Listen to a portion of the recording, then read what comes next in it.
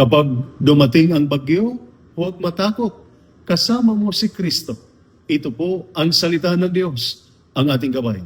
Ngayon po ay Tuesday, June 30, 2026, ng 13 linggo sa karaniwang panahon. Bilang mga sundalo, alam ninyo na walang misyon na laging madali. May mga operasyong tahimik, ngunit mayroon ding puno ng panganib at hindi inaasahang pagsubok. Ganyan din ang buhay. May mga bagyo tayong kinakaharap. Problema sa pamilya, sakit, financial na suliranin, pagod, takot sa kinabukasan.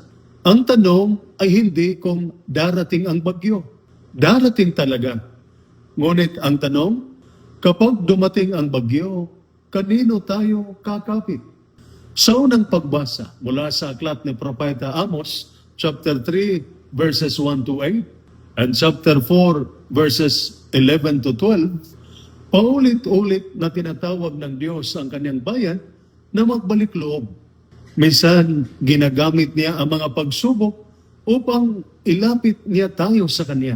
Sa ating Ebanghelyo, mula sa Ebanghelyo ni San Mateo, chapter 8, verses 23 to 27, habang nasa bangka ang mga alagad, dumating ang malakas na bagyo. Natakot sila, ngunit si Jesus ay kasama nila sa bangka. Sinabi ni Jesus, "Bakit kayo natatakot? Napakaliit ng inyong pananampalataya." Pagkatapos ay pinatahimik niya ang hangin at ang dagat. Napakagandang paalala nito. Hindi ibig sabihin na kapag kasama natin si Jesus ay wala ng bagyo. Ang ibig sabihin ay kapag kasama natin si Jesus, hindi niya tayo pababayaan sa gitna ng bagyo. Mga kapatid, sa bawat misyon, nagtitiwala tayo sa ating training, kagamitan at mga kasamahan. Ngunit higit sa lahat, magtiwala tayo sa Diyos.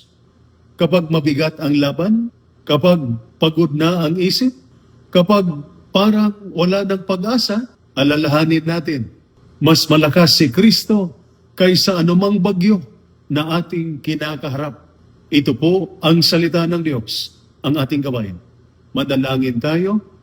Panginoong Jesus, sa gitna ng mga pagsubok at hamon ng aming buhay at paglilingkod, tulungan mo kaming huwag matakot. Palakasin mo ang aming pananampalataya at ipaalala mong ikaw ay laging kasama namin sa bawat misyon. Amen.